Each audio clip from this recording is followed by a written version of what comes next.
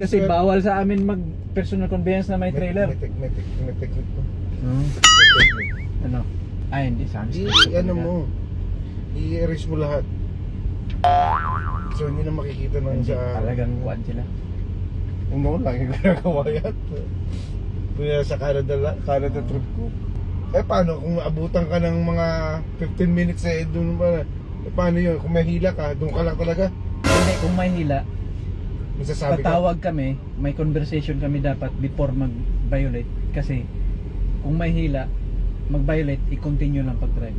So, pag itigil ko na, dumating na ako, i-remarks ko na punta ng yard or looking for safe haven. Pero safe haven, okay. naka-encode na yung kuha niya na we had a conversation. Okay.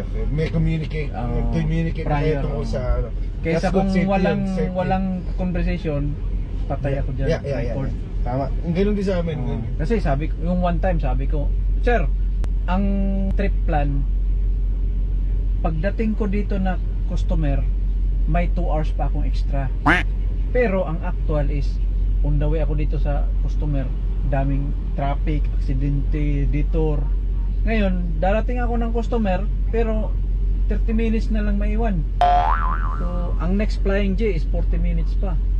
Tumoko ka din na, di ba sabi ko 3 hours? Pag kick in ng 2 oras, dinagdag niya ng 2 oras, may 5 hours pa. Pwede nga makarating ng Chicago. Kasi hindi mo na-take yung 30 minutes break before 8 hours. No, na-take ko yun. Bago nag-take pa, di ba naligo pa ako. Naghintay pa ako dito sa pilot. Yun, dinagdag uli. Eh, mayroon pa akong 4 hours na titira.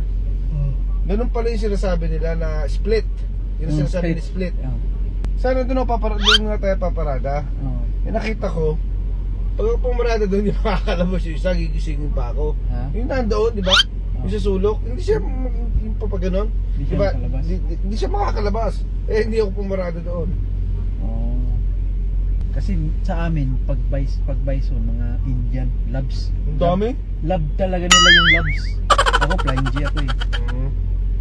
Kaya wala akong kuhan dito, wala akong points. Paano? Kainan na tayo.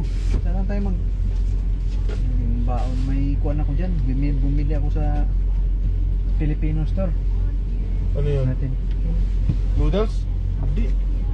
Sa Seafood City? Filipino store. Ito. Isa din sa ano? Ito. Bumili ka ng kaysa doon sa mga pagkikita. Pero? Menudo? Fritada. Fritada. Fritada. Naiwan yung baso ko. Ito na lang, improvise ko. Hindi, meron ako rin. Gusto mo? Okay na to. Ayos na babay ang so far so good. So far so good. Mga new experiences talaga. Nung Yung West Virginia. North Carolina ko. Yung West Virginia mo. Ayos ba? Sabi sa iyo. Sabi sa iyo. Pressure ka eh. Sabi sa iyo. May sunod. Sa Winwood kasi Highway 17, ikaw lang. Kahit babagal ka, doon babagal-bagal ka. North Carolina, iba mga tao, magsisignal ka, hahabulin pa yung Hindi ka talaga paano yan. Signal ka, hahabulin nila yun. Sabi ko, ganun, tao dito ka ako. Eh di na yun, Pero sa Ahonan, babay kayo. Kasi yung mga ibang freeliner namin, short nose. Ito, long. Pang LC dito galing to Alberta na kuan. Laki makina. Laki na makina. Ilan bang horsepower daw? Pero sa Virginia, no problem. Walker na yung babay kayo. Babay. Gapag sila, yung iba huminto na, nag-overheat. Pero nung palusong na, babay ako.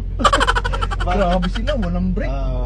Ako, nag-engine brake na, number 3, tapos foot brake pa. Sila, hindi umiilaw yung puwit. Ano nga ito? Kapitirano. Ang galing yung mga yan, magaling. Kasi West Virginia. Hindi pa na yung meron doon isang truck stop. Para lang siya on route.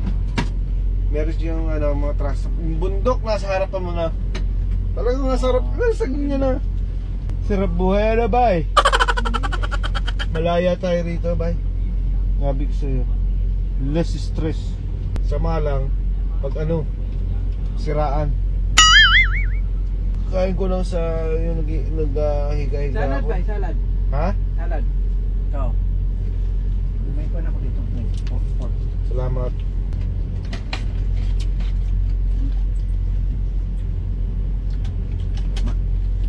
So, saan ang pasok mo? Ha? 294 din. 94. 294. Ah, 294 na. Okay. Kuha na. Pagpasok sa 294, Oo. Ito. 294. 11 plus 41. Yun na. iganan mo daw itong mapa. Yung zoom, zoom out. 294. Yan na. Dito ko lang pala sa Chicago rin. Dito Yung lang. oras dyan, pareho lang ngayon. May isang oras. Kaya nga nagtaka ako. Isang oras. Ang time arrival 2 hours lang pero 300 kilometers pa. Ang Sa GPS, ang oras niya kung ano niya yung oras. Ulan doon. Dalawang GPS ko, minsan 3 pa. Kasi minsan Hindi ka yung na, sa routing namin hindi ka na hindi. sakit sa ulo yung bago lahat naka-volume. Hindi naka-volume lahat. Mukha dyan. Kumusta yung computer mo? Nabili ko na. Kaya ako sumama sa gaya ko Brampton. Maya ako sa Burlington para pick upin din yun. 8 hours later. Good morning. Kami ay ready to hit the road na. Naghintay na lang kami na makompleto yung 10 hours break, no? Ito. Once ma 10 hours na yan, allowed na kaming mag-drive for the day. For 11 hours driving time allowed dito sa US. Kaya yan si Jay, oh. Bye! Ka.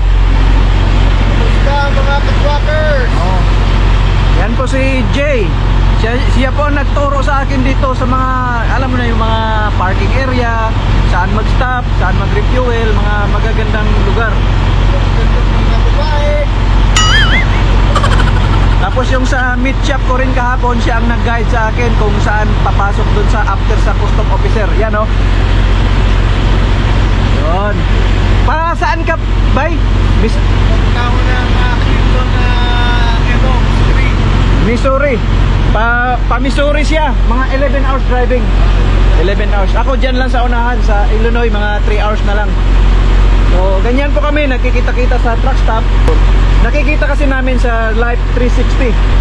Kuhan kasi yun, real time kung saan yung mga lokasyon namin. Kaya kahapon, nakita namin na malapit kami. Nagtawagan kami. Dito nga kami sa Love's truck stop. Sa Michigan to, no? Jackson, Michigan. Oh, yan po ang truck niya, oh.